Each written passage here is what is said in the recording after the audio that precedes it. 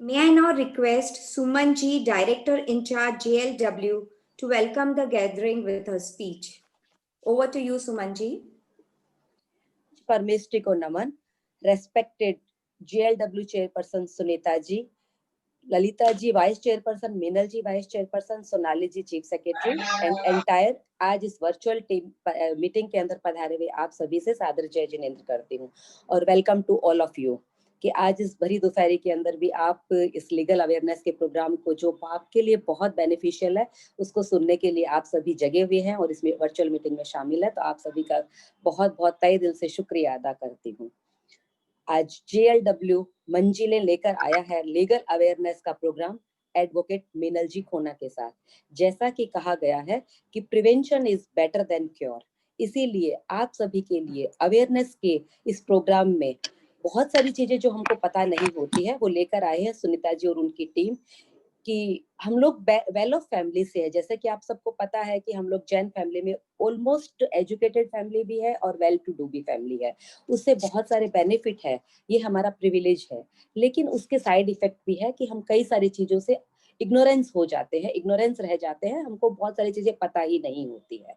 जैसे कि bank account क्या होता है, प्रॉपर्टी के पेपर कहाँ रखे जाते हैं, लोकर क्या होता है, बहुत सारी ऐसी चीजें हैं जो आज हमारे स्पीकर आपको बहुत डिटेल में बताएंगे। हमने इनको पहले सुना, हमको बहुत अच्छा लगा, इसलिए हम आप सब के लिए लेकर आए हैं आज इस अवेयरनेस के प्रोग्राम को। तो आप सभी इसको सुनेंगे, अपना बेनिफिट लेंगे और अपने आसपास सभी को अवेयर करेंगे।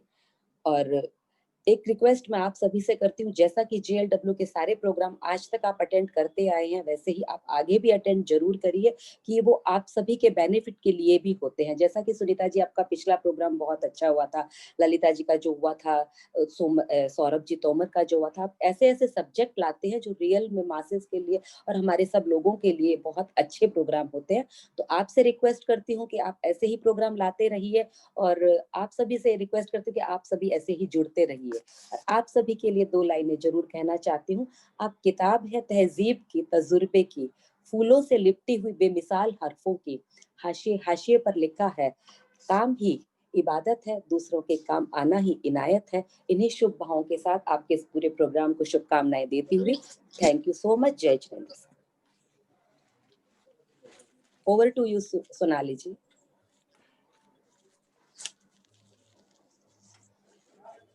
Hello Sonali, please unmute. Thank you, Suman Ji. We are indeed very pleased with your welcome address. Our next dignitary is a young dynamic chairperson, Jito Ladies Wing, Sunita Ji. I request you to address the gathering. Welcome, Sunita Ji. Jai Jinendra and Sadhar Pranam to Sumanji Bachawat, our Director in Charge, and all Jito Apex dignitaries present here, and all my JLW members who have joined from all across chapters span India. Well, empowering women is one of the most important objectives of Jito Ladies Wing. Women gets empowered with knowledge. And as we all know, knowledge is like a garden.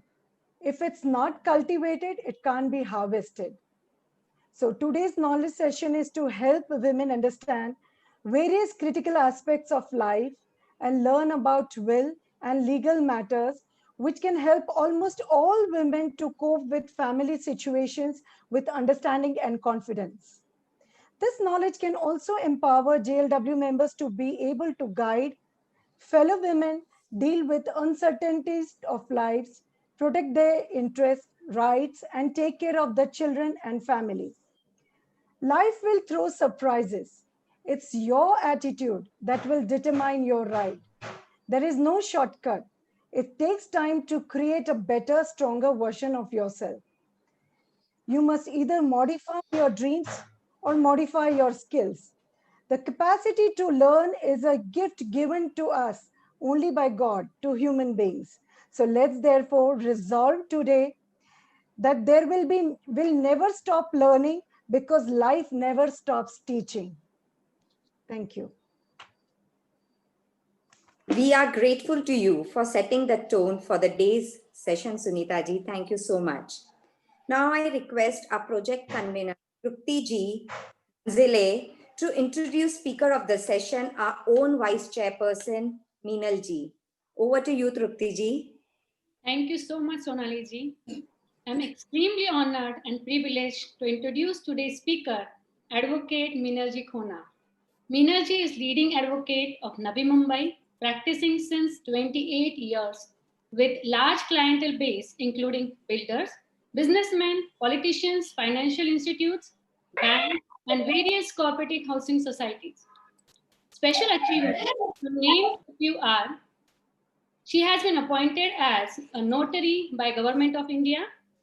She has published 10 editions of Stamp Duty, Ready Reckoner for Navi Mumbai and Panvel. She is also a panel advocate for several leading banks. She has been felicitated by many reputed organizations at various locations for special achievements. Economic Times has felicitated Meenal ji as icon of Navi Mumbai. Indian Merchant Chamber of Navi Mumbai has awarded her as Woman Achiever of Navi Mumbai. She has also been awarded as Nari Ratnam by Kutch Shakti National Awards. Meenal ji is a member of different professional organizations such as the Thane District Court Bar, Navi Mumbai Court Bar Association, and Kutch Associates Welfare Association. On social front, apart from being the vice chairperson of Jito National Ladies Wing and a board member of Jito Apex Ladies Wing, she is also a chairperson of Shri KDO National Women Empowerment Committee and involved in various social organizations at different capacity. Before I hand over the session to Meenal ji, I want to share my personal experience with her. In all my interactions with Meenal ji, I have found that she is very sweet and soft spoken. Despite being so busy with her work, she has always found time to answer all my queries, however stupid they may have been. I strongly believe we all are extremely lucky to have someone so experienced among us to help and inspire us today. Thank you. Handing over session to Meenal ji. Thanks, Trupti ji, for introducing our own Meenal ji. Fellow members, please join me in inviting the speaker of the day, Meenal ji Khona. Over to you, Meenal ji. जय Jinendra to all. सर्वप्रथम परमात्मा प्रभु को मेरे चरण स्पर्श। Apex के dignitaries, हमारी first lady director Suman ji बच्चावत, जिनका सपोर्ट हमेशा हमारे साथ रहता है। अवर डायनेमिक चेयरपर्सन सुनीता जी, मतलब जब से इंस्टॉलेशन हुआ है हमने घर में जीतो के अलावा कुछ किया ही नहीं है। घर वाले बोलते कि we have devoted ourselves to JITO. She wants that all ladies should be benefited with various programs, projects set by the Jito Ladies Wing and especially by Sunita ji. मेरे all committee members, my colleague Lalita ji and हमारे सारे JLW के chapter chairperson and all members, जय Jinendra to all once again. आज के समय में legal awareness की बहुत जरूरत है to live a life with dignity. हमारे लाइफ में डिग्निटी के साथ रहने के लिए we need to know basic legal rights. मैंने मेरे प्रैक्टिस में 28 इयर्स के प्रैक्टिस में ये सेमिनार प्लान किया है कि why this knowledge to be shared with all.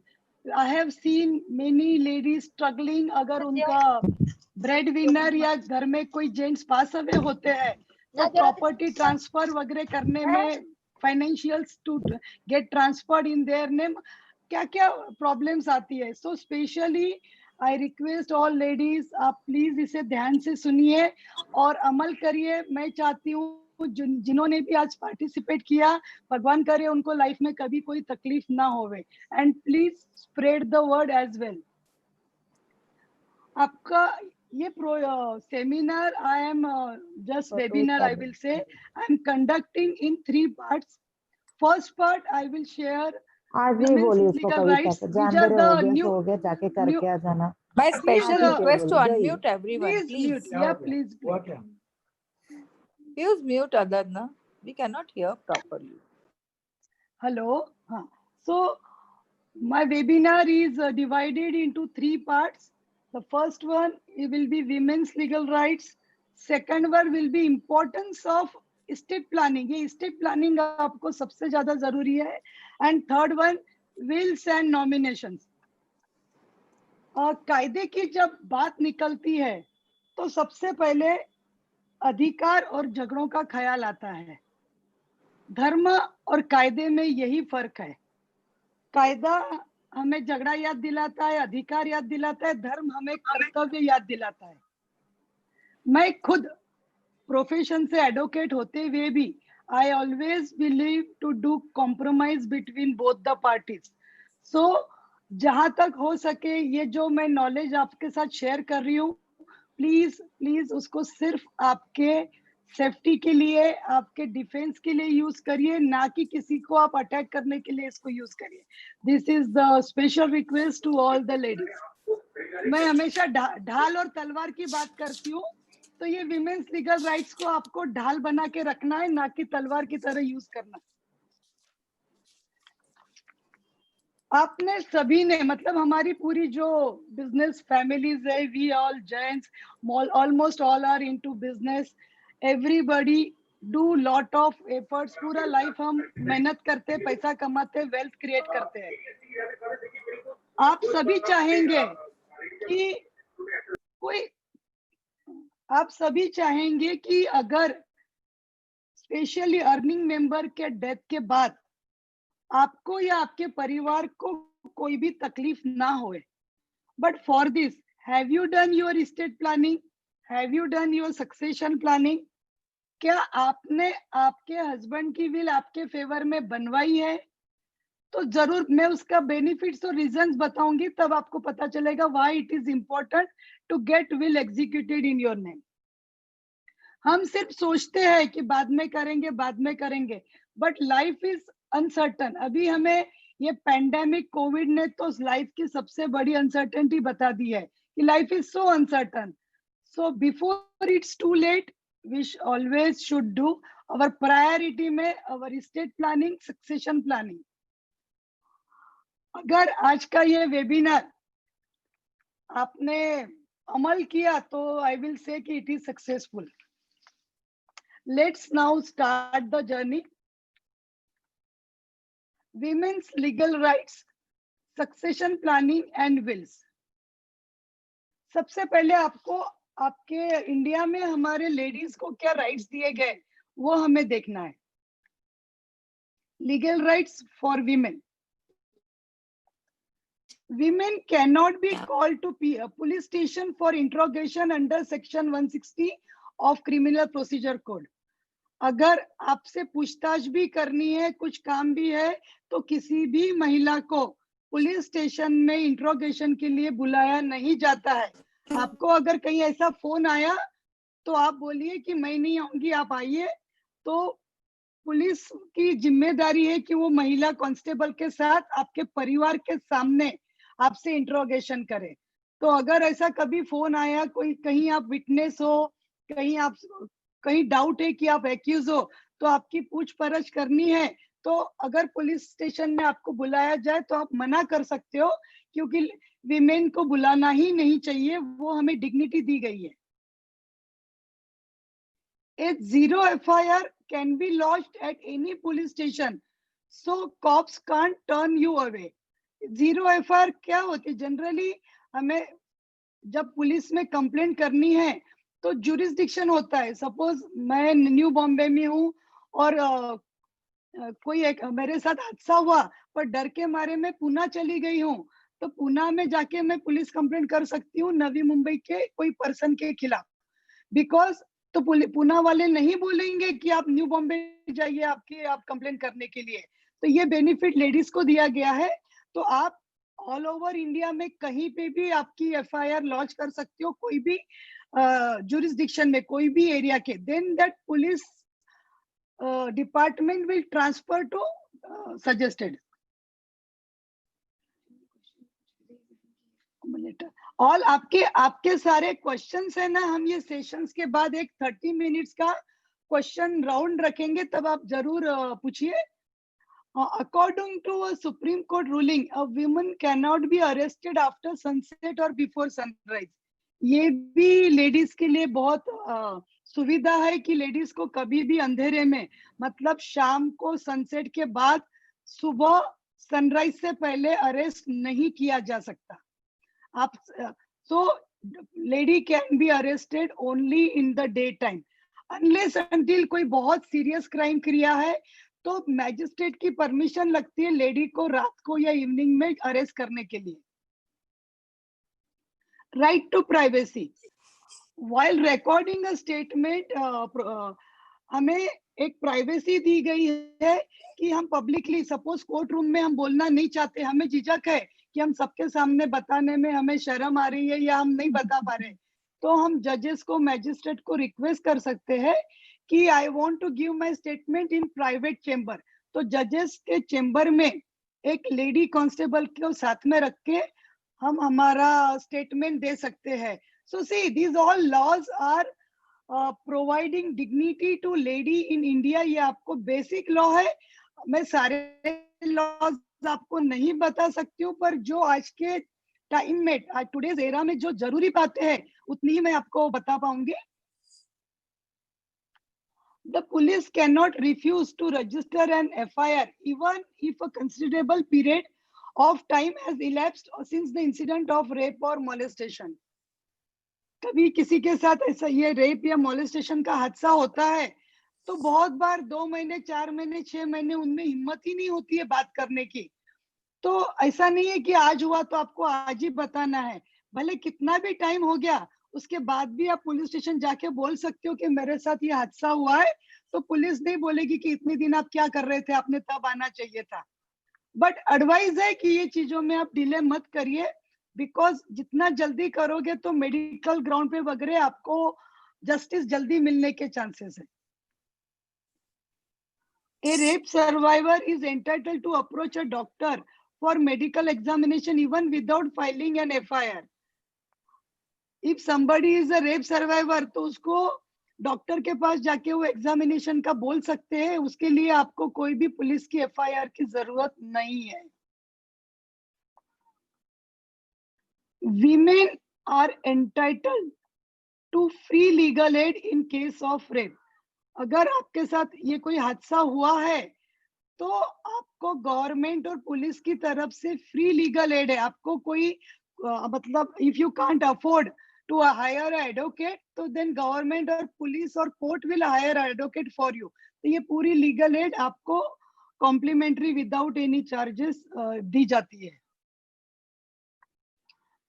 Female का सेक्सुअल हरासमेंट विक्टिम्स को अपनी प्राइवेसी रखने का पूरा अधिकार है. वो बोल सकती है मीडिया में, न्यूज़पेपर में कि मेरा फेस, मेरा नाम कहीं नहीं आना चाहिए, तो वो प्राइवेसी रखी जाएगी. सो आप डरिए मत, आपको वो सारे राइट्स है कि आपकी बदनामी नहीं होगी, but you can still come ahead. Sexual harassment of women at work place, prohibition, prevention and redressal act. यहाँ पे भी हर वर्क प्लेस पे कमिटी बनाई गई है जिसमें 50% लेडीज होती है to safeguard you at your work place. So don't hesitate to work out now. Women can lodge a complaint via email or registered post to the deputy commissioner or commissioner of police. आप में हिम्मत नहीं है कि नहीं मैं police station नहीं जाना चाहती हूँ, मुझे डर लगता है, मुझे शर्म आती है या व्हाटएवर, तो आप ऑनलाइन एप्लीकेशन भी कर सकते हो. आप ईमेल कर सकते हो या एक रजिस्टर्ड पोस्ट से भी आपकी कंप्लेंट लॉन्च कर सकते हो.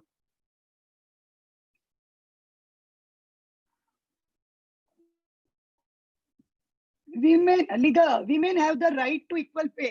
पहले ऐसा होता था कि जेंट्स है तो सैलरी ज्यादा, लेडी है तो सैलरी कम. वो अब नहीं चलेगा. मतलब आपके जेंडर पे आपकी सैलरी तय नहीं होगी, आपके कैलिबर पे आपकी सैलरी तय होगी. अगर आप पे कैलिबर है तो आपको मेल कलीग से ज्यादा भी सैलरी मिल सकती है. तो ये एक इक्वल रिम्यूनरेशन एक्ट है. कहीं आप काम करते हो, कोई बोलेगा कि आप महिला हो तो आपको कम सैलरी मिलेगी, तो ये सही नहीं है, ये गलत है, ये अलाउड नहीं है. Most important is this stalking. What is stalking? Stalking मतलब कोई आपको फॉलो कर रहा है, अपने को पता चल जाता है कि कोई मुझे परेशान कर रहा है, कोई मुझे आपको मैसेज भेजता है, हर जगह आपको दिखते हैं, आपको गिफ्ट्स भेजते हैं, तो आपको डर लगता है कि कोई न कोई आपके पीछे पड़ा है। तो कोई हादसा होने की आप राह मत देखिए। आपको उससे पहले ही, stalking is a punishable act, आपको पहले ही उसकी कंप्लेंट करके पुलिस में या कंप्लेंट करनी चाहिए कि ये आदमी मेरे पीछे। हम जाते हैं हमारे व्हीकल में, हमने देखा कोई कार, कोई बाइक फॉलो करती है, कभी हमारे घर का शीशा फूटा हुआ है, या बिना नाम के हमें मैसेजेस, लेटर्स या गिफ्ट्स आते हैं, तो ये सब स्टॉकिंग है। तो आप राह मत देखो कि आपके साथ कोई गलत हादसा हो, तब तक आप चुप बैठोगे। आप पहले ही उसकी कंप्लेंट कर सकते हो एंड उसके अगेंस्ट में एक्शन लिया जाएगा।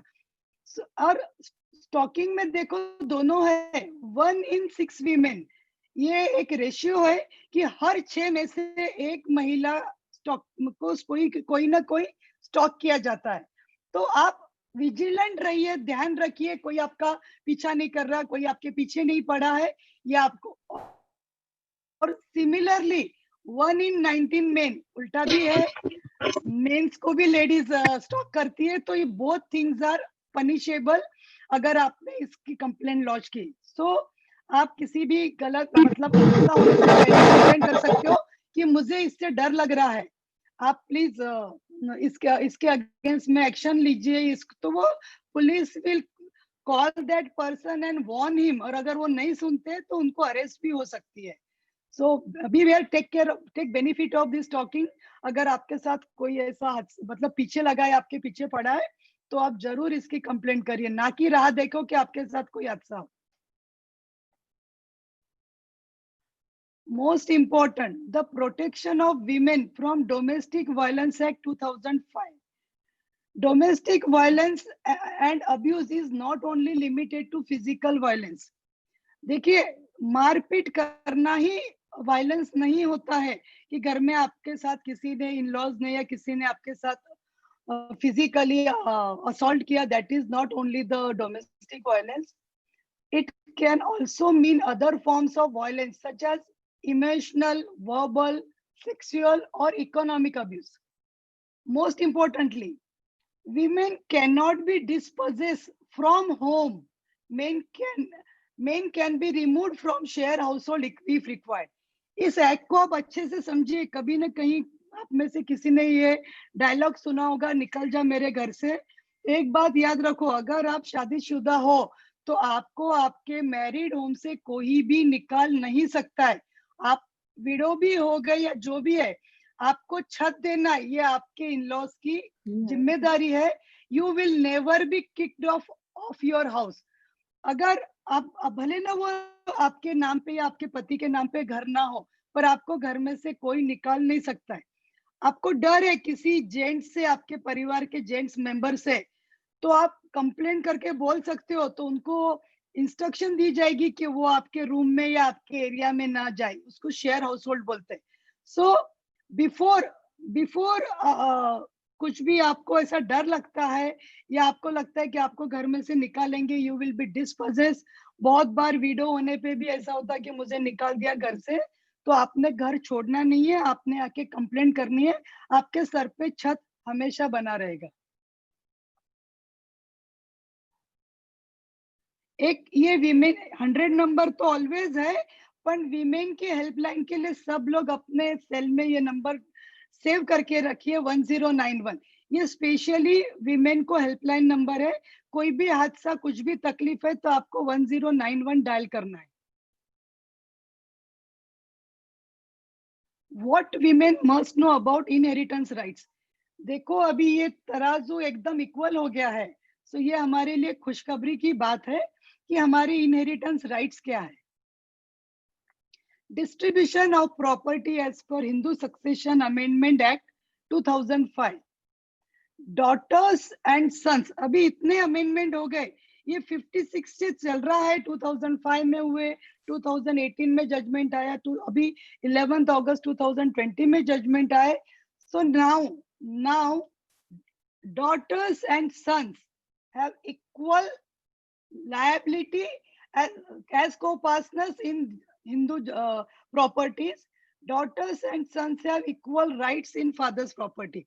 अभी ऐसा नहीं है शादी हो गया तो लड़की को नहीं मिलेगा तो बेटा ही रखेगा. No, it is both are having equal rights. Equal rights. मतलब मैं तो बोलती हूँ लेडीज के दोनों हाथों में लड्डू है. आपको आपके फादर मतलब वी आर, हमें गवर्नमेंट ने एम्पावर किया है. आपको हस्बैंड के प्रॉपर्टी में भी शेयर मिलता है और आपके फादर के भी. पहले ये था 2005 के बाद में बॉर्न हुए हैं तो 2000 पहले नहीं मिलेगा या HOF में नहीं मिलेगा. बट लेटेस्ट जजमेंट ने सब कुछ चेंज कर दिया है. ये लेटेस्ट जजमेंट डेटेड 11 अगस्त 2020. देखो हमारे जस्टिस अरुण मिश्रा ने कितनी अच्छी बात लिखी है हमारे लेडीज के लिए. A daughter always remains a loving daughter. A son is son until he gets a wife. ये जज ने, सुप्रीम कोर्ट के जज ने ये स्टेटमेंट दिया है. So this is quoted by Justice Arun Mishra while heading the 3-member bench of deciding applicability of daughters having co-parental right. पहले HOF में हमें मैरिड डॉटर्स को राइट्स नहीं था हिंदू अनडिवाइडेड फैमिली में. अब उसमें भी हमें राइट्स हो गया. वेदर 2005 से पहले हम बॉर्न हुआ है, 2005 के बाद हुआ है, वेदर हमारे फादर 2005 से पहले गुजर गए. Everybody will get equal right in your fathers property and ancestral property and undivided Hindu properties. Senior citizen का राइट्स ये मैं जानबूझ के बता रही हूँ. हमारे साथ हर एक के घर में हमारे वडील होते हैं, हमारे पेरेंट्स होते हैं, तो उनके लिए हमारी सिर्फ मतलब नैतिक जिम्मेदारी नहीं है हमारे सास ससुर को या पेरेंट्स को संभालने की. ये लीगल रिस्पॉन्सिबिलिटी भी है.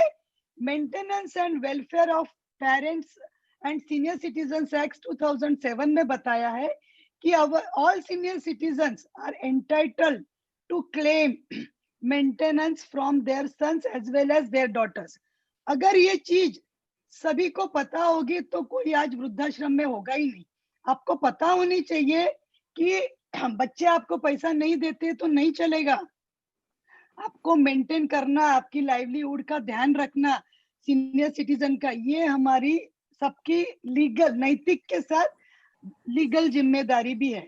दूसरी बात, कहीं कहीं पेरेंट्स बड़े हो जाते हैं पर बच्चे सुनते नहीं है. बच्चे अब्यूजिव लैंग्वेज करते हैं, पेरेंट्स को हिट करते हैं. अगर हमारे बच्चे ध्यान अच्छे से हमारा ध्यान नहीं रखते हैं और वो अगर 18 साल से ऊपर है तो हम उनको हमारे घर में से निकाल सकते हैं. You can kick them off if they are not taking care, they are not keeping good relations, they are misbehaving with you. और एक right to work and public assistance, ये भी एक ओल्ड एज का कॉन्स्टिट्यूशनल राइट है. हम ये नहीं बोल सकते कि आप अभी सीनियर सिटीजन हो गए अभी आप काम मत करो.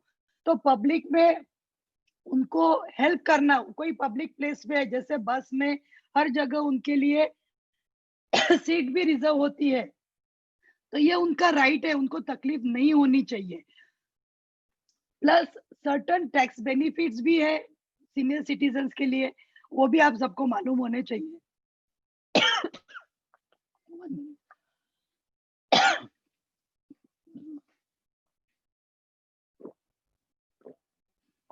Now see what is happy family.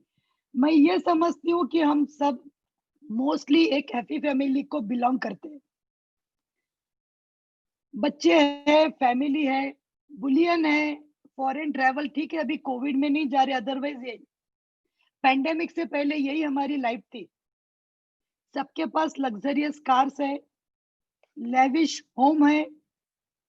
तो this is the general standard pattern of all of us are leading before pandemic. यही हमारी लाइफ थी.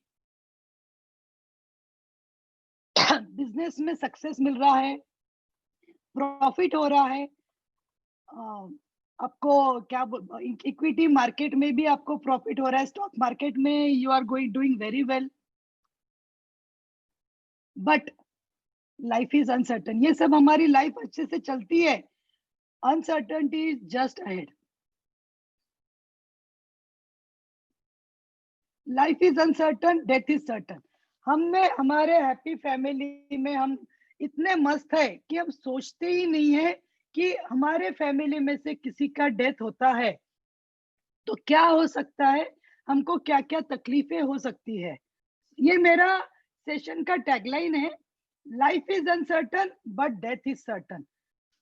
और आप सबने, हमने सबने इस पैंडेमिक, कोविड के पैंडेमिक में, लॉकडाउन में लाइफ की सबसे बड़ी अनसर्टेनिटी फेस की है। हमने ये माना है, हमने सबने, कि क्या लाइफ में ऐसी अनसर्टेनिटी हो सकती थी। कहीं एक्सीडेंटल डेथ होती है, सडन कार्डियक अरेस्ट, रात को सोए, सुबह पता चला कि somebody is no more. So these are all uncertainty of life and we should be prepared for it. मतलब not prepared, I will say कि हमने हमारा एक फाइनेंशियल अवेयरनेस या जो भी जरूरी है ये करके रखना चाहिए। कोविड-19 इससे बड़ी तो पैंडेमिक, इससे बड़ी अनसर्टेनिटी किसी ने भी नहीं देखी। हमने सबने हमारे काफी नियर एंड डियर को इस कोविड में खोया है। तो चलो ये पैंडेमिक से हम सीख लेते हैं कि लाइफ के अनसर्टेनिटी के लिए हम प्रिपेयर रहे, हमने क्या क्या केयर लेनी चाहिए, हमने क्या क्या हमारा ख्याल रखना चाहिए। अभी जब कोई डिसीज हो जाता है तो रिजल्ट क्या होता है? When earning member of family dies, there will be two issues.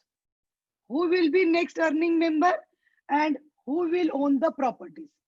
जब भी घर में किसी का देहांत होता है और वो स्पेशली अर्निंग मेंबर है तो सबसे बड़ा क्वेश्चन आता है कि अब पैसा कौन कमाएगा और जो उन्होंने प्रॉपर्टी छोड़ के गए अब वो किसके नाम पे होगी। आप सबने ये फेमस मीडिया में सब हुए हैं, मफतलाल ग्रुप का केस है, रेमंड्स का है, मुकेश अंबानी, अनिल अंबानी, इन सब के मैटर्स हमने मीडिया में सुने हैं, इन सब की लड़ाइयां हमने सुनी है। तो ये रुक सकती थी अगर अच्छे से estate planning, succession planning, paper work किया रहता था तो the litigation in this cases probably could have been avoided and reduced. आपको पता है world's maximum litigation is on distribution of property. आप कहीं पे भी कोई भी कोर्ट में जाइए, आप गूगल कर सकते हो, 90% मैटर्स, आई विल से 90% matters is on property mostly. और वो प्रॉपर्टी के मैटर्स चलते भी लंबे और सारे प्रॉपर्टी डिस्प्यूट्स में एक जनरेशन से दूसरा जनरेशन तक टाइम पास हो जाता है। तो हमें ये चीज अवॉइड करनी चाहिए। So before it's too late, let's know your family, your business, plan your succession, wills and nomination. देखो स्टेट प्लानिंग के वेरियस प्रोसीजर है, वेरियस अलग अलग तरीके से हम स्टेट प्लानिंग कर सकते हैं। जैसे कहीं कहीं Hindu undivided family create, HUF create करके, फैमिली ट्रस्ट करके, टेस्टामेंट्री ट्रस्ट करते हैं, आपका फैमिली अरेंजमेंट्स करते हैं, कहीं कहीं कंडीशनल गिफ्ट डीड्स कर देते हैं, विल्स करते हैं, नॉमिनेशंस करते हैं। These are all procedures, these are all formalities कि आपको स्टेट प्लानिंग के लिए करनी चाहिए, आपके सक्सेशन प्लानिंग के लिए। Today I will talk on wills and nominations. Succession, wills and nomination. Estate planning, what is estate planning? You work hard throughout your life building assets and you probably do this to ensure financial safety and security to your loved ones. हम सारे, हमारे gents या हम professional ladies भी, हम लोग से Indians का तो ये है कि हम मुश्किल से 20% खर्चा करते हैं, 80% तो हम सेव ही करते हैं, वेल्थ क्रिएट करते हैं। तो ये वेल्थ हम किसके लिए क्रिएट करते हैं? तो हमारे नेक्स्ट जनरेशन के लिए, हमारे बच्चों के लिए, या जिसको हम प्यार करते हैं उनके लिए हम ये वेल्थ क्रिएट करते हैं। But what would happen to these assets on your sudden demise? Have you given a thought? आपने बहुत मिलकत कमाई, बहुत प्रॉपर्टीज है, बहुत बड़ा बिजनेस एम्पायर है, बट आपने स्टेट प्लानिंग ही नहीं की और सडन आपकी डेथ होती है, तो आपने सोचा है आगे क्या होगा? That's where estate planning comes into the picture. Estate planning is not only for the rich or old. लोगों को एक गलत फहमी है कि विल है ना, विल में मेरे लास्ट ब्रीथ पे, मतलब मैं डेथ बेड पे रहूंगा तब विल बनाऊंगा। अरे आपको पता है कि आप कितना जीने वाले हो? आप ऐसा क्यों सोचते हो कि मैं 70 साल का होगा, 75 का होगा तब मैं विल बनाऊंगा? There is no certainty, no guarantee आप कितना जीने वाले हो। सो वी ऑलवेज एडवाइज आपको स्टेट प्लानिंग, एक आपके पास छोटी एफडी भी है, जरूरी नहीं आपके पास प्रॉपर्टी होनी चाहिए। एक एफडी है, एक बैंक बैलेंस है, एक बैंक में अकाउंट है, तो भी आपको उसके लिए नॉमिनेशंस या उसका स्टेट प्लानिंग करके रखना चाहिए। और आई विल से आपको स्टेट प्लानिंग या विल कब करनी चाहिए? द मोमेंट आपने पहली प्रॉपर्टी, आपके पास एक घर है, एक प्रॉपर्टी है, तो आपने विल करनी चाहिए। उसके लिए कोई एज बार नहीं है।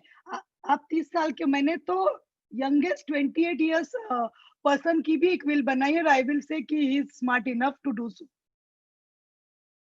Estate planning simply refers passing down your asset from one generation to another. हम बोलते हैं हमारी 7 पीढ़ियां खाएगी इतना पैसा हमने कमाया है। अरे बस 7 पीढ़ियों के लिए आपने लिख के क्या रखा है? उनके लिए आपने अगर आपने प्लानिंग नहीं की, बराबर आपने विल नहीं की, तो आगे लड़ने में उनका पूरा टाइम चला जाएगा। So you should, most important state planning, आप इस पे जरूर ध्यान दीजिए। और फिलहाल हमारे पास कोविड की वजह से हमारे पास टाइम भी है कि हम ये चीज कर सकते हैं। अगर आपको ये पैंडेमिक का कोई यूज करना है तो आप स्टेट प्लानिंग करिए, आप विल्स करिए, क्योंकि थोड़ी ज्यादा फुर्सत अभी हमारे पास है। वैसे भी थोड़ा लास्ट 2 मंथ से तो कामकाज चालू हो गया है, but still we can shell out some time to do this important work of estate planning. Estate planning के बेनिफिट्स क्या है? Prevents financial and legal grief to your loved ones. आप जिसको प्यार करते हो तो उसको ना फाइनेंशियल तकलीफ होनी चाहिए, ना उसको कोर्ट कचहरी में चक्कर लगाना चाहिए, इसलिए आपको स्टेट प्लानिंग करनी है। Avoids complications and disagreement, bitterness and drift in the family. आप, अरे इतनी बढ़िया फैमिली होती है, पहले तो ऐसा होता था कि 13वें के बाद लोग हमारे पास आते थे, आजकल तो स्मशान से आते हैं, ना दो कि हमारे पास पहुंच जाते हैं। सो ये डिसएग्रीमेंट ना होवे। आपकी अगर स्टेट प्लानिंग सही लिखी हुई है, आपने विल करके रखी है, तो किसी को लड़ाई नहीं करनी, जो लिखा है वो फॉलो होगा। तो ये गलती बिल्कुल मत करो कि आप कुछ लिख के ना जाओ, आपने विल प्रॉपर करके जाओ, तो आपके फैमिली को आगे कुछ भी तकलीफ नहीं होगी। Can provide for address to a family member or loved one with special needs. आप चाहते हो कि मुझे सबको सरीखा नहीं देना है, मुझे वाइफ को ज्यादा देना है, या कोई स्पेशल चाइल्ड है, या कोई इवन कोई फ्रेंड है, कोई ऐसा पर्सन है जो आपकी केयर लेता है, तो उसको अगर आपको कुछ देना है आपके बाद आपके स्टेट से, तो you must do state planning and आपको विल करनी है, नॉमिनेशंस करना है। उसके लिए आप जो भी लीगल नीड है वो करके जाइए। Estate planning can also help to pass accolades bestowed on you to a specific individual. बहुत बार फैमिली में से आपका दिल करता है मेरे को किसी को नहीं देने, ये कोई मेरा ध्यान नहीं रखता है, मैं ब्ला ब्ला ट्रस्ट को दूं या मैं कोई सर्वेंट को दूं, यही मेरा ध्यान रखती है, तो आप ये सब स्टेट प्लानिंग से कर सकते हो। नहीं, helps to prepare contingencies. आपकी family will be prepared for any contingencies, unseen contingencies in the life. Helps the beneficiary to reduce tax outgo on account of inheritance. India में आपको पता होगा, इनहेरिटेंस मतलब आपको आपके फैमिली में से जिस कोई से भी प्रॉपर्टी मिलती है तो उस पे कोई भी टैक्स, इनकम टैक्स नहीं देना पड़ता है। तो ये भी एक स्टेट प्लानिंग का बेनिफिट है कि यू कैन सेव टैक्स। हम गिफ्ट करें, ये करें, वो करें, उससे स्टेट प्लानिंग करके जब इनहेरिटेंस से प्रॉपर्टी मिलती है तो कोई भी टैक्स नहीं देना है। नॉमिनेशंस के लिए एक मैं पूरा एक्सप्लेन करूंगी, आप अच्छे से समझ जाइए। Do property rights gets transferred to nominee और सक्सेसर आफ्टर ओनर। अभी देखिए, एक जगह पे नॉमिनी, एक जगह लीगल हेयर है, तो nominee is just trustee of your property. आप बोलोगे मेरे नाम का नॉमिनेशन सोसाइटी में भर दिया है तो इनके बाद वो फ्लैट मेरा हो जाएगा, ये गलत है। आप सिर्फ ट्रस्टी रहोगे, प्रॉपर्टी लीगल हेयर को जाएगी। So nominee is just stop gap arrangement कि भी प्रॉपर्टी आपकी ओनरलेस ना लेवे, कोई ना कोई उसका मालिक है। बट नॉमिनी को कोई बेचने का राइट नहीं होता है, वो एब्सोल्यूट ओनर नहीं होता है प्रॉपर्टी का। Nomination is a temporary arrangement so that the shares of the deceased do not remain ownerless. So be not only shares or any property, वो नॉमिनी के नाम पे होती है उन फॉर टेम्पररी टाइम, उनको वो एब्सोल्यूट ओनरशिप या वो यूज करने का, डील करने का राइट नहीं मिलता है। सो सिर्फ नॉमिनेशन करके आप खुश मत होइए। The court states that nominees ensure that a property title is protected until the legal heirs of the deceased claim their rights. Nominee तब तक ही है कि जब तक लीगल हेयर आके अपना क्लेम नहीं करते तब तक नॉमिनी को वो प्रॉपर्टी संभालनी है। Nominee is a trustee. तो लीगल हेयर्स का काम बनता है कि आप ध्यान रखो कि आपके प्रॉपर्टी कहाँ कहाँ आपको राइट्स मिलेंगे ताकि वहां जाके आप क्लेम करिए। So nominee doesn't become absolute owner of the property. Generally, we take nominee as the owner of money assets after the death of primary owner, but this is wrong. Nominee is a trustee and not the owner of the assets. Nominee may or may not be the beneficiary. आपको nominee जिसको आपने किया है उसी को आप आपके will में बेनिफिशियरी रख सकते हो या वो बेनिफिशियरी को ही आप नॉमिनी अमॉइंट कर सकते हो। Nomination hence is the only means, not an end until the succession issues are resolve. There are no general laws on nomination.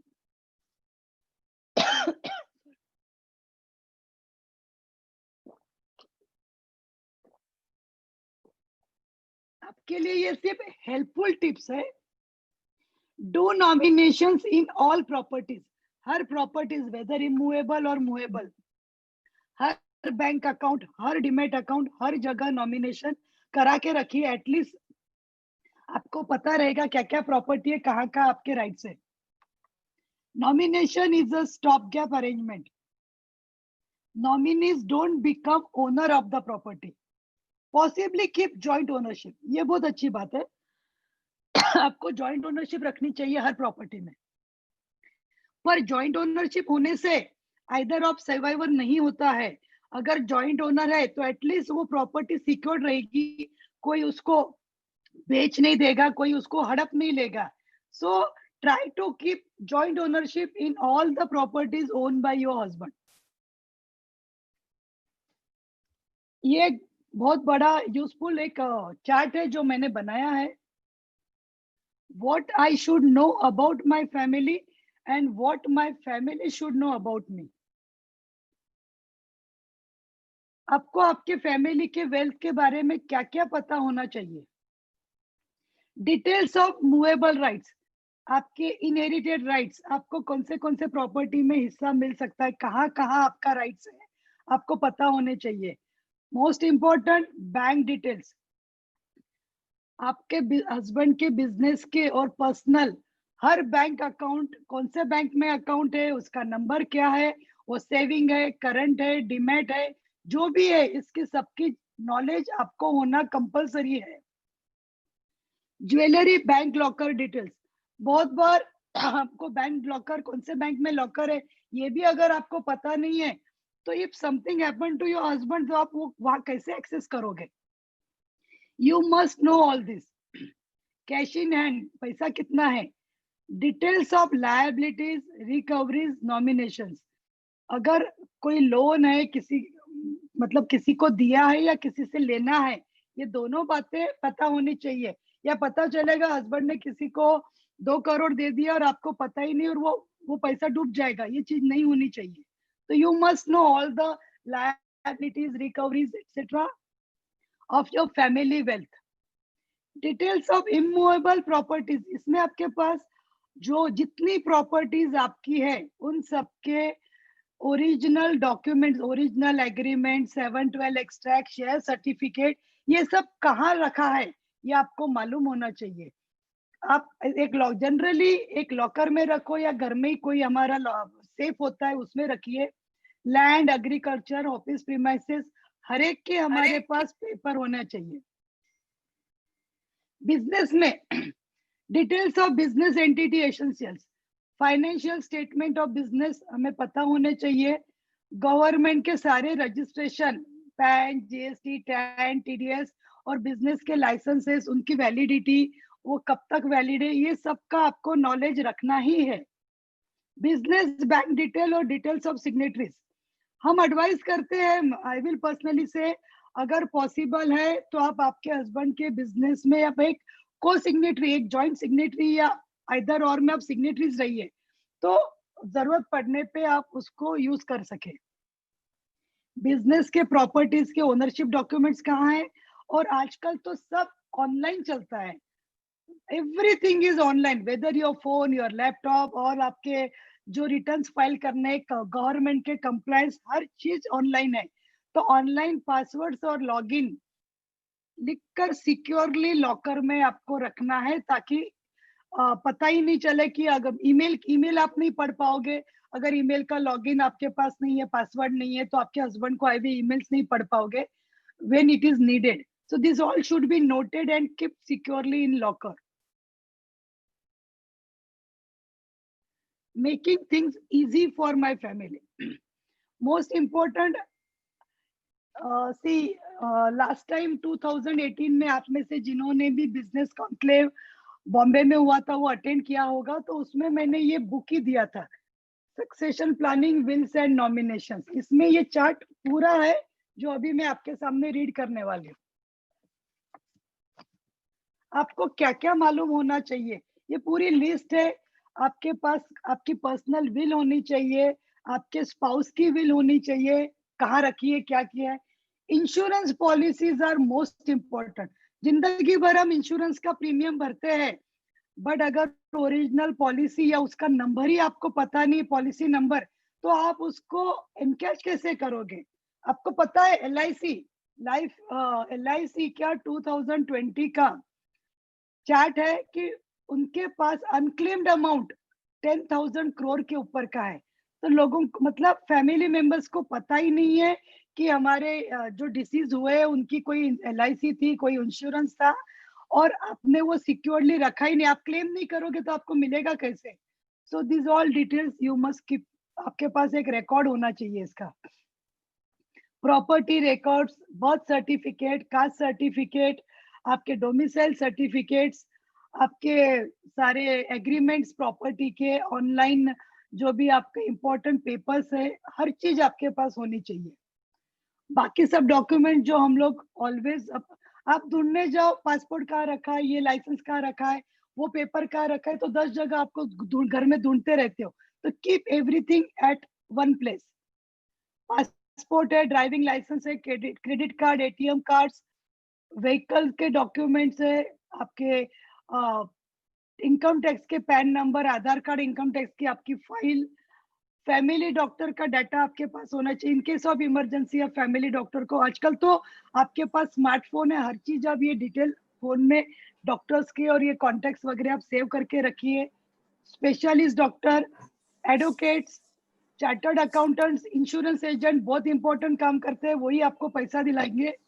Stock broker, ये सब आप सबको इन लोगों के कांटेक्ट होने चाहिए, उनके एड्रेस कहाँ पे है, उनका नंबर कहाँ पे, वो रहते कहाँ है। तो अगर कुछ हो गया तो यही लोग हैं जो आपको आपके हस्बैंड की प्रॉपर्टी या फैमिली प्रॉपर्टी का डाटा ना ला के देंगे। Doctor will help you to take care, अगर इमरजेंसी घर में कोई मेडिकल नीड आई तो doctor will help you. Bank accounts में ये स्लाइड आपका क्लियर नहीं है मिनल, जिसके पहले वाला जो दिखाया था ना, वो क्लियर कर दीजिए, लोगों का मैसेज आ रहा है। मैं बाद में भेजती हूँ बात करके, अभी I will put in the okay. Bank account से, बैंक अकाउंट में आपका बैंक कौन से बैंक में अकाउंट है, ब्रांच कहाँ पे है, टाइप ऑफ अकाउंट क्या है, सेविंग अकाउंट है, करंट अकाउंट है, डीमैट अकाउंट है, उसकी ऑपरेटिंग इंस्ट्रक्शन मोस्ट इंपॉर्टेंट। आप कोशिश करिए, जॉइंट अकाउंट है तो ऑपरेटिंग में आपका भी सिग्नेचर चले। तो ऑपरेटिंग इंस्ट्रक्शंस, बैंक अकाउंट्स के नॉमिनीज जरूर करके रखिए, और स्पेसिमेन सिग्नेचर आज से 25 साल पहले मेरी सिग्नेचर अलग थी, आज सिग्नेचर अलग है, तो सिग्नेचर में वेरिएशन होता है तो बैंक वाले फिर तकलीफ करते हैं। तो एक ये हर चीज का डाटा आप आपके पास रखिए।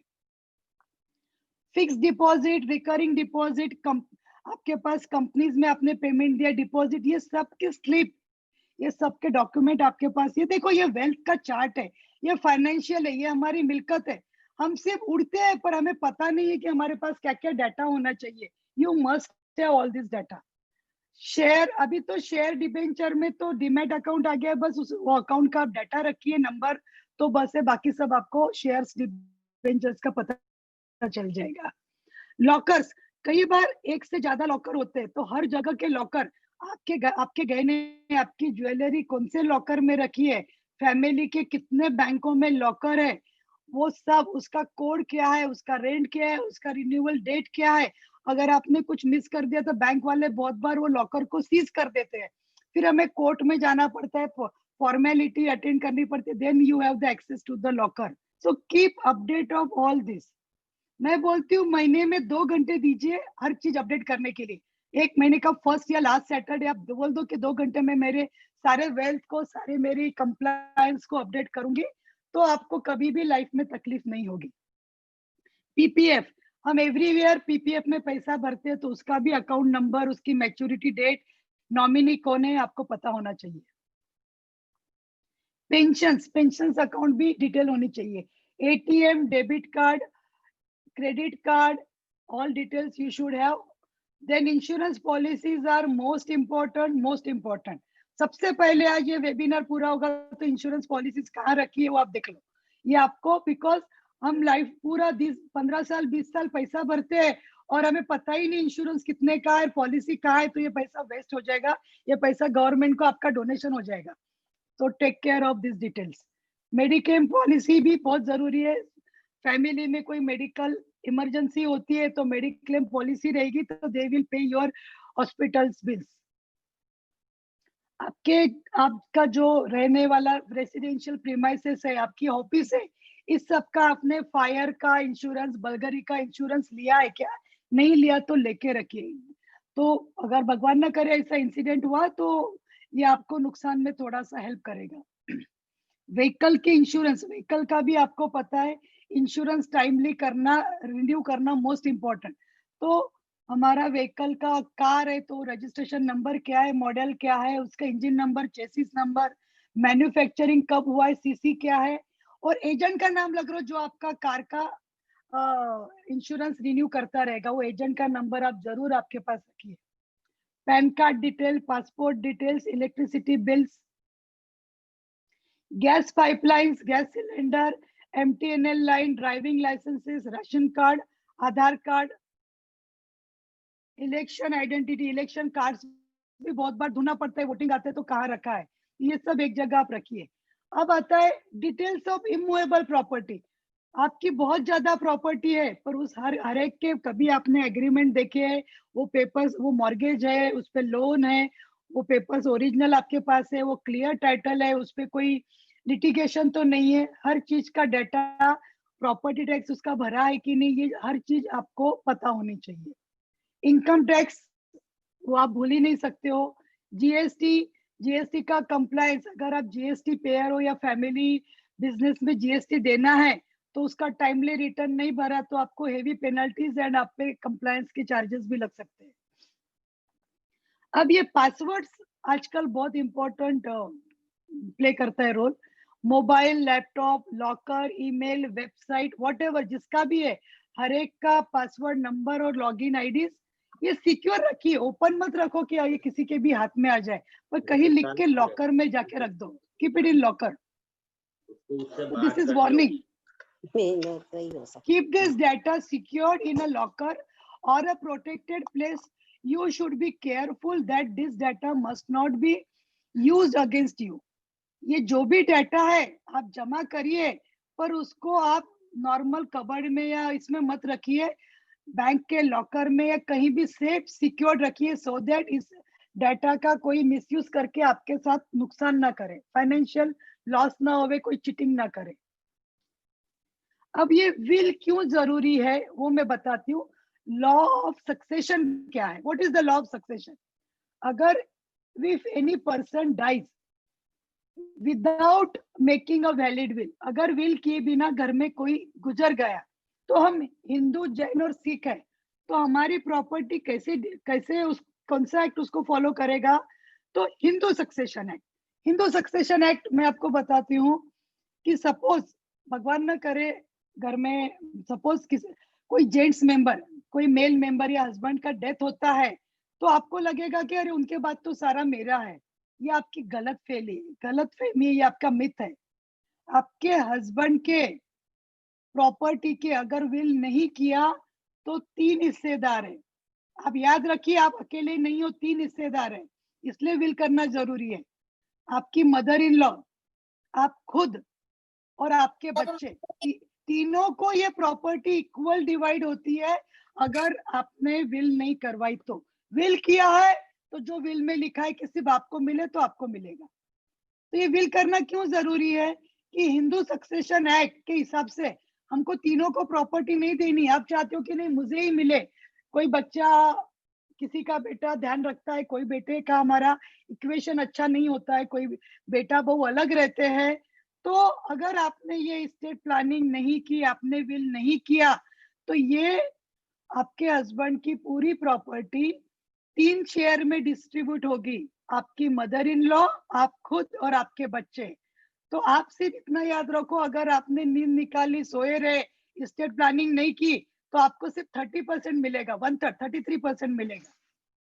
So please prepare for this. Now why will?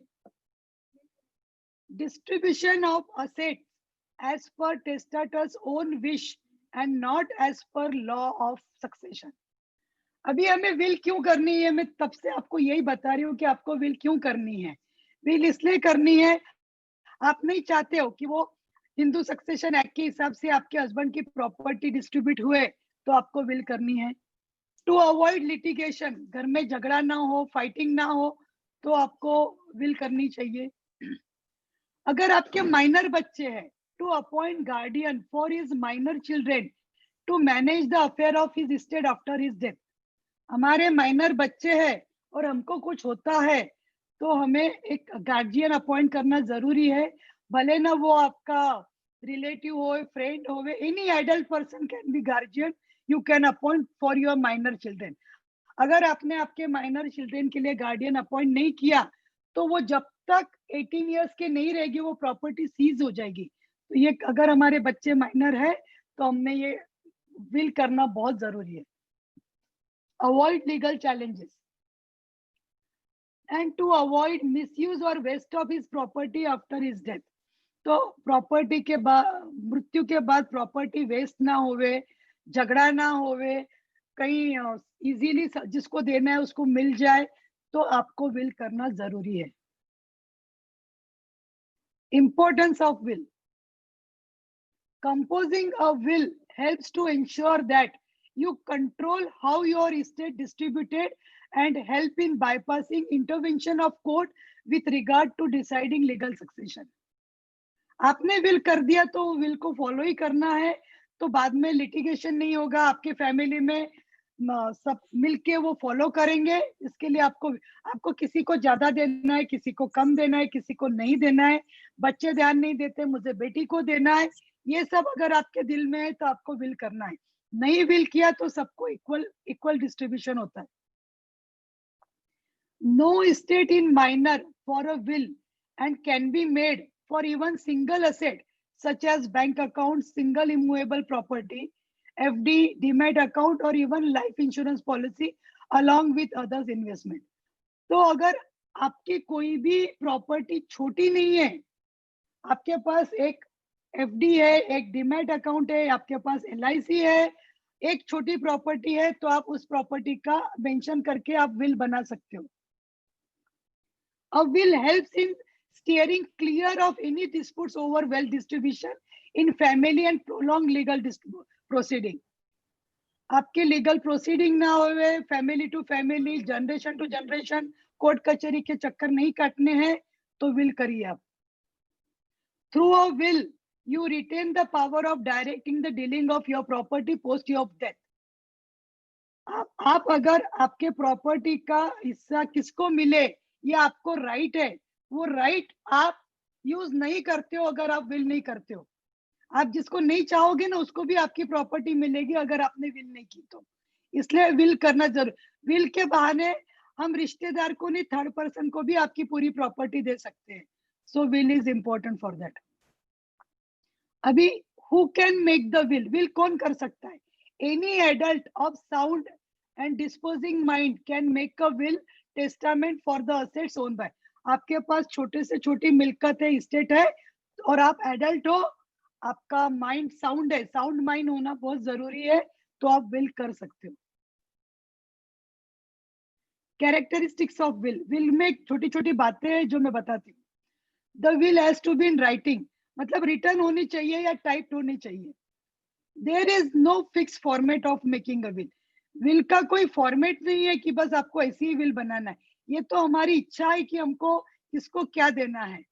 आपको लिखना है विल में कि आपके फैमिली मेंबर्स कौन कौन है, एग्जीक्यूटर अपॉइंट करना है आपको विल में, प्रॉपर्टी सारी मेंशन करना है, एंड किसको क्या देना है। एक बहुत जरूरी बात है, बहुत बार कोई चीज हम भूल जाते हैं विल में लिखने का, या फ्यूचर में हम अक्वायर करते हैं, तो वो भी चीज आप विल में लिख दो कि if any property is miss to write और if I acquire in future, वो भी किसको देनी है। तो घड़ी घड़ी वो विल चेंज करने का या वो प्रॉपर्टी रह जाएगी, उसके लिए लड़ाई झगड़ा होने की जरूरत नहीं है। विल पे साइन होनी चाहिए, हमने साइन करने की है, विथ 2 अटेस्टिंग विटनेस कंपलसरी। देखो विल का एक ही रूल है, आप हाथ से लिखो, कागज पे लिखो, आपके पास टाइम नहीं है वकील के पास जाने का या सीए के पास जाने का, हैंड रिटन विल भी चलती है, पर 2 विटनेस कंपलसरी है। और वो विटनेस है ना थोड़े यंग एज के करो। बहुत बार ये होता है हमसे पहले विटनेस गुजर जाते हैं, तो witness should be always of 30s और 40s एज। और विटनेस का रोल होता है, विटनेस को जरूरी नहीं होता है विल में क्या लिखा है पता होना, उनका रोल यही है कि मेरे सामने साइन किया है, दैट्स ओनली इम्पोर्टेंट। सो हमें विटनेस को नहीं बताना है कि मैंने किसको क्या दिया है। Will can be made in a simple language including mother tongue. आप आपका हिंदी में लिखिए, किसी भी कोई टेक्निकल लैंग्वेज की जरूरत नहीं है।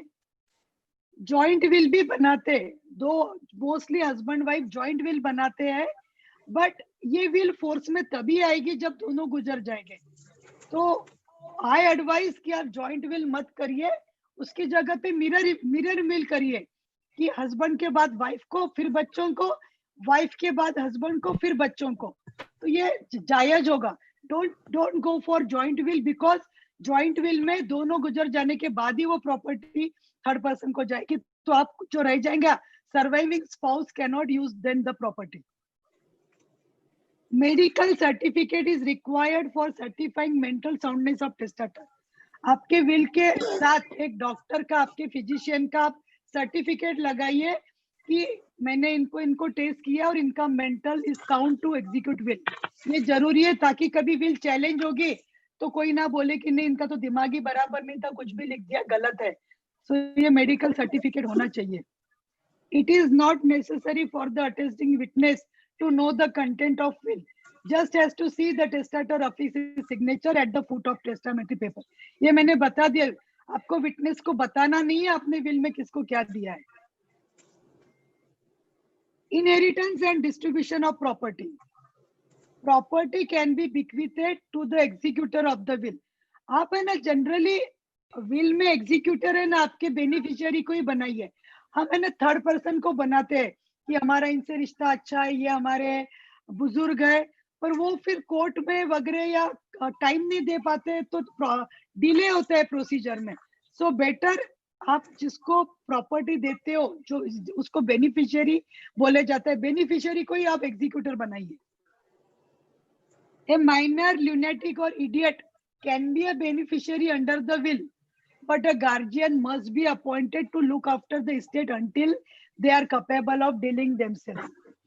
कोई माइनर है आपके घर में, उसको देना चाहती हो, कोई ल्यूनेटिक है, कोई स्पेशल चाइल्ड है, कोई स्पेशल पर्सन है, उनको भी आप प्रॉपर्टी दे सकते हो, बट उनके लिए आपको एक गार्जियन अपॉइंट करना जरूरी है, because they are not capable to handle the property.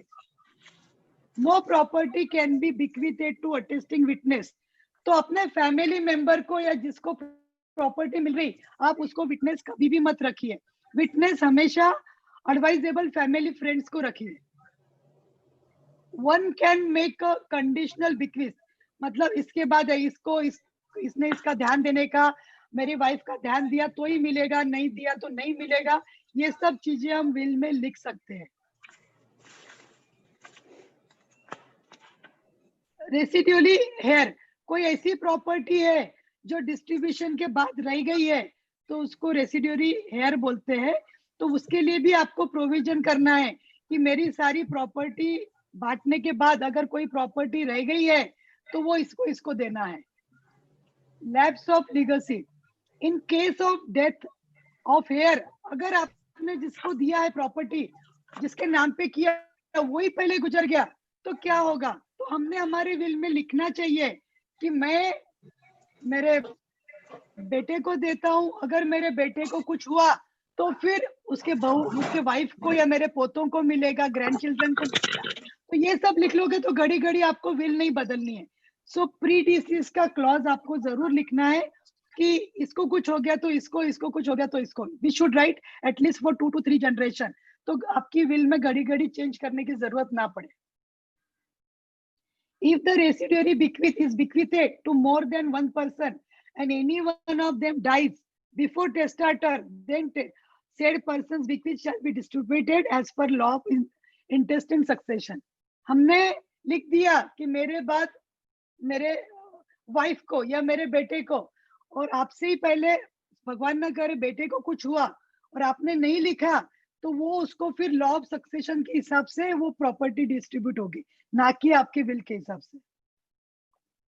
If the provision of residual bequeath is not made in the will, then residual property can be distributed as per law of intestate succession. इसीलिए लिखना जरूरी है कि कोई भी property मैंने mention करना भूल गया हूं तो भी, या भूल गई हूं तो वो प्रॉपर्टी भी आप किसको देना चाहते हो, तो ये कॉम्प्लिकेशंस विल में कम रहेंगे.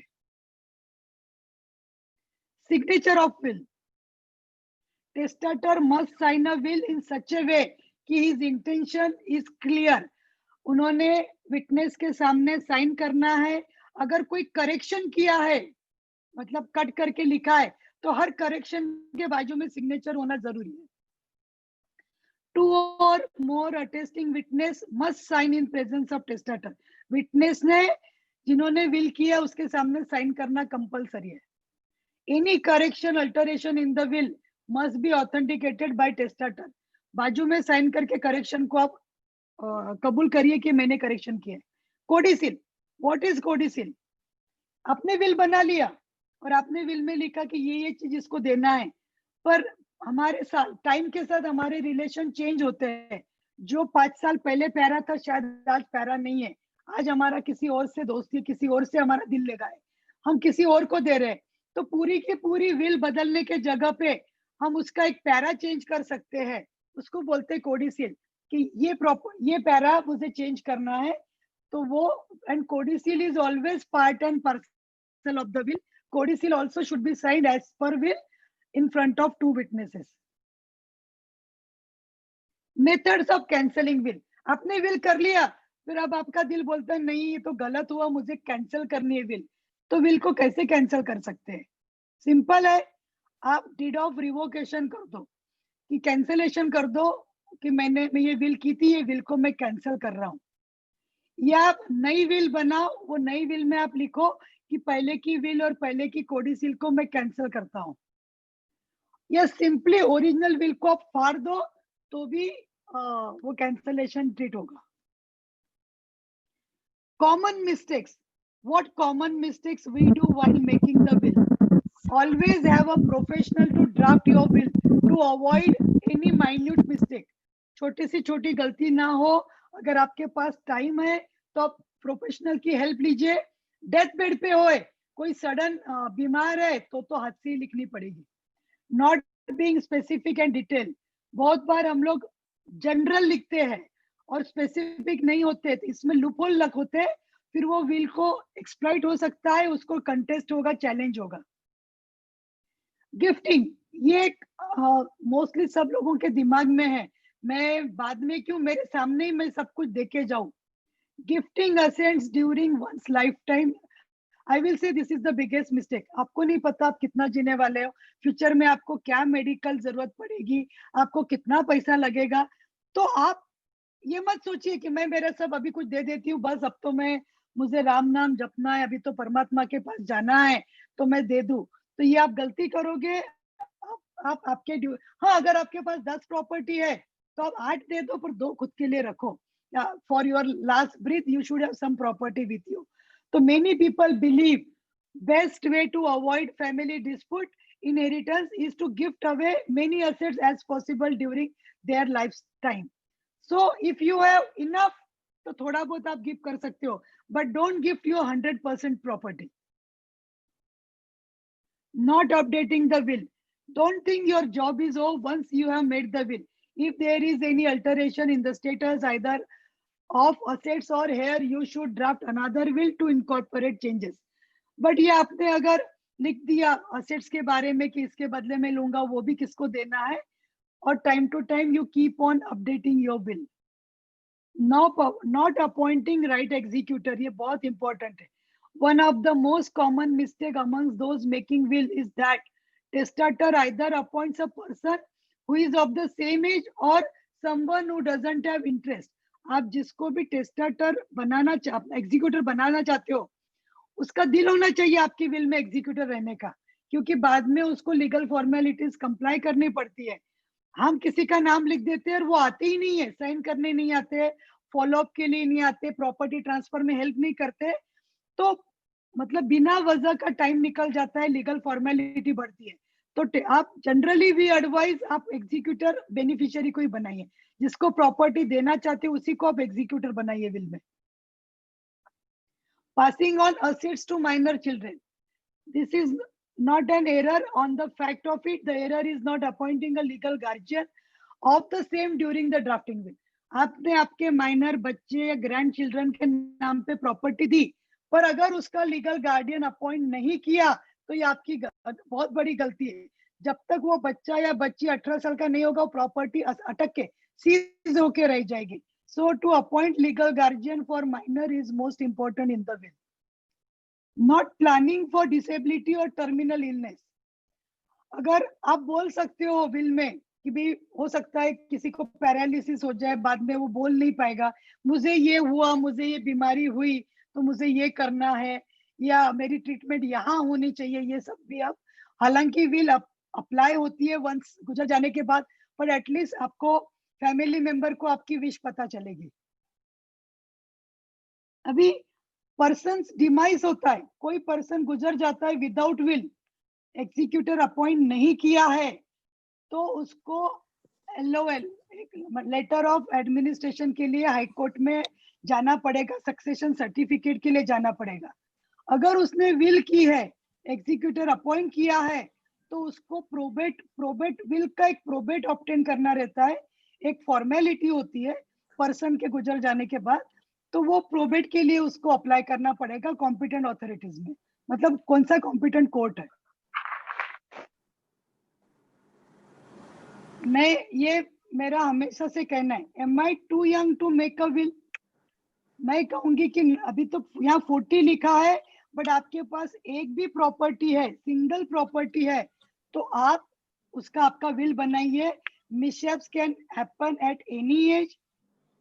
छोटू फैन तेज करना। एंड अभी मैंने जो आपके साथ शेयर किया, अगर आप में से जिसको भी कुछ भी डाउट्स है, कुछ भी क्वेश्चंस है, आप पूछिए।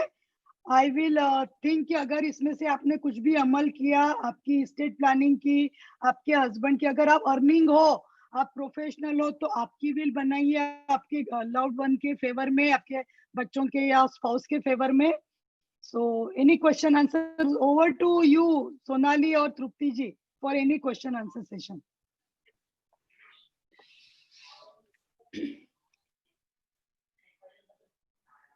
Thank you, Meenal ji. Yes, we have lots of questions from audience. Okay. So Sonali ji, can I start? Or? Yeah, thank you, Meenal ji.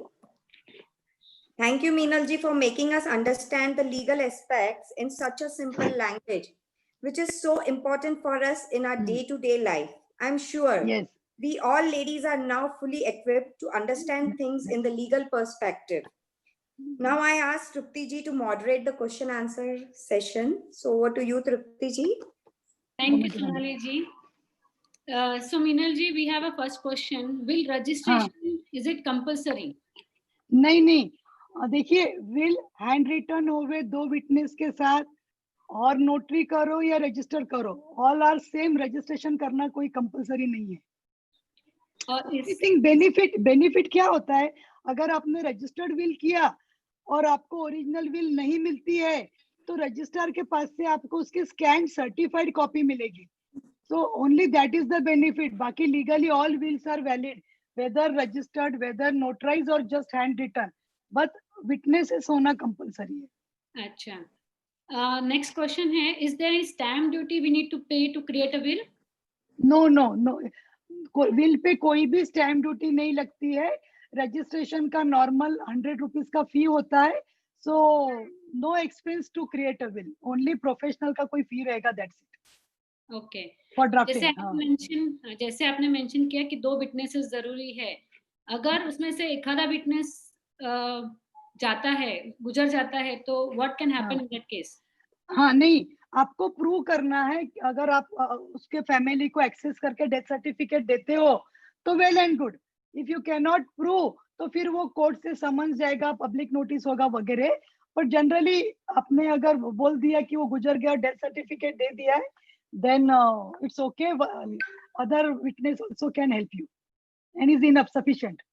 Okay, next question है, can beneficiary be appointed as executor in a will? Yes, beneficiary वो actually advisable है, आप beneficiary को ही executor बनाइए, ताकि जो भी formality करनी है, खुद को प्रॉपर्टी मिलेगी तो हम दौड़ दौड़ के सब करेंगे। So advisable to make beneficiary as executor. फिर बेनिफिशियरी को विटनेस भी बना सकते हैं क्या विल में? नो, कंटेस्ट होगा। बेनिफिशियरी कभी भी विटनेस नहीं होने चाहिए। जिसको नहीं मिला वो चैलेंज करेगा तो आपकी विल वॉइड बोले जाएगी। Okay, to prove a will deed, what precautions one should take?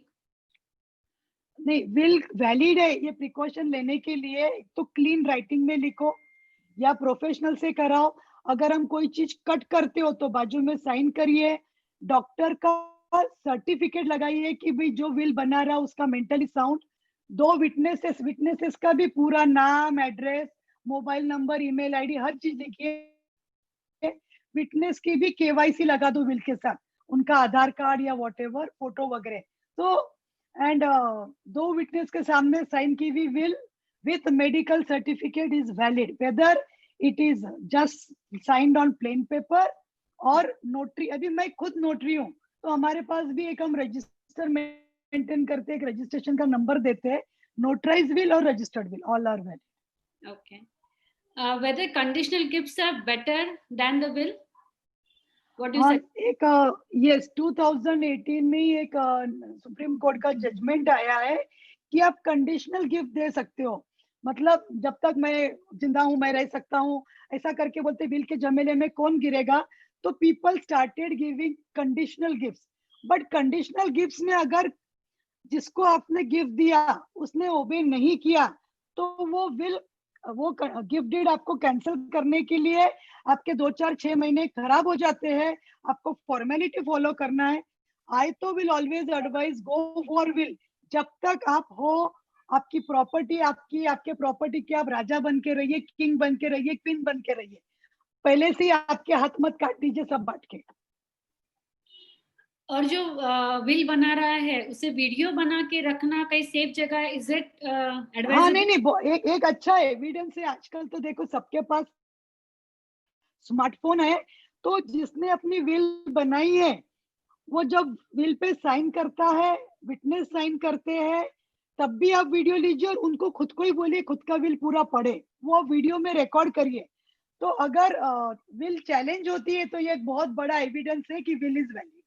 आजकल ये वीडियो का बहुत बार तो हम हॉस्पिटल में रजिस्ट्रार को भी लेके जाते हैं, लास्ट ब्रीथ पे रहते हैं, रजिस्ट्रार का विजिट कराते हैं। तो गवर्नमेंट का तो नॉर्म है, अगर रजिस्ट्रार ने खुद के ऑफिस के बाहर विल रजिस्टर की है तो वीडियो इज मैंडेटरी। तो video is advisable, always advisable. Will जो है नोटराइज एंड रजिस्टर्ड विल में क्या फर्क है और विच वन इज बेटर?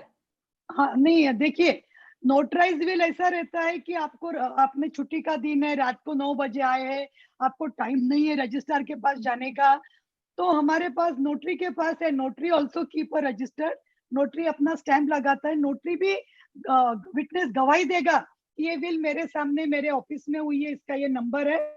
तो एक उसका विल को ऑथेंटिकेट करने का एक ये सपोर्ट सिस्टम है। इक्वली रजिस्ट्रार के पास जाओगे तो रजिस्ट्रार के पास भी एक नंबर रहता है, स्कैन कॉपी अपलोड हुई भी रहती है।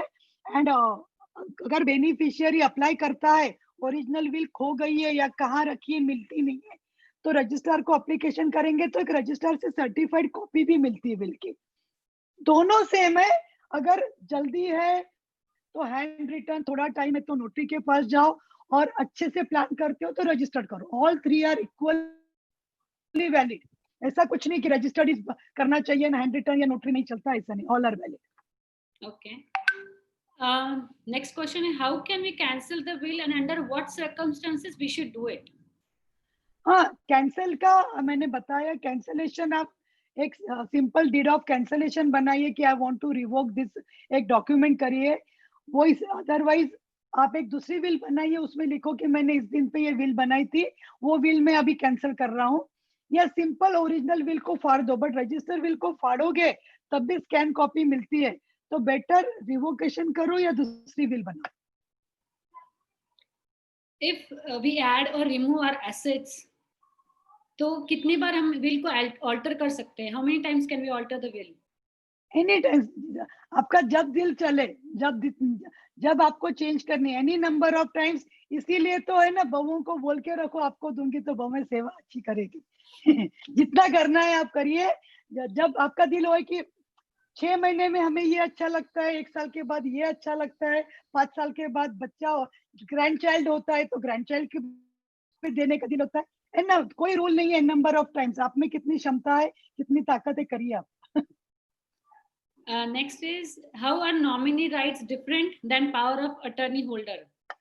हाँ, पावर ऑफ अटर्नी होल्डर तो जब तक पर्सन जिंदा है, पावर ऑफ अटर्नी कब यूज कर सकते हैं कि मैं बाहर जा रहा हूँ, मैं बीमार हूँ, तो पावर ऑफ अटर्नी यूज होती है। In the absence power of attorney holder can sign.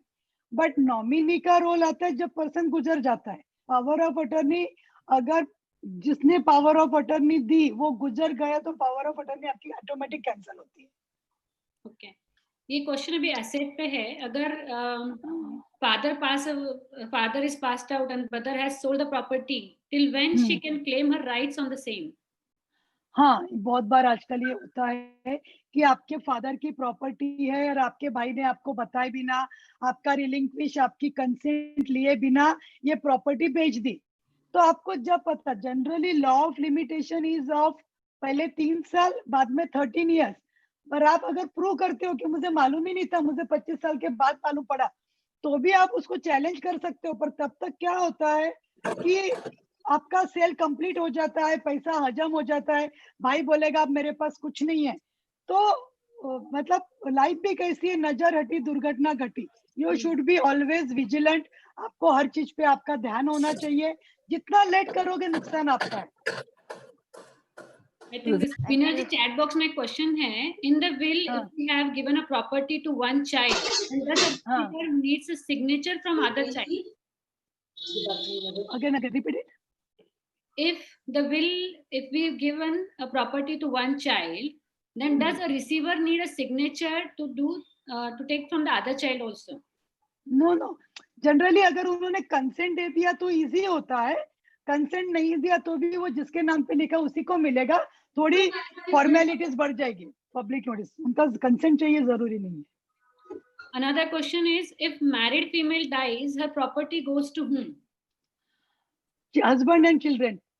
Much Minaj ji, answering. So thanks Trupti ji for making this expressive one. Thank you.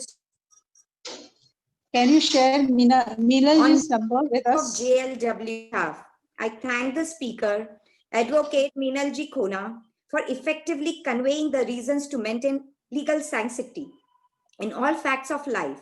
We hope we will make use of the learnings from her speech and also use more such points to run our daily lives. Thanking you all for the attention as always. A special thanks to Shweta and Aditi too for handling the flawless Zoom meeting. Thank you so much. Now let's all of us raise for national anthem, please.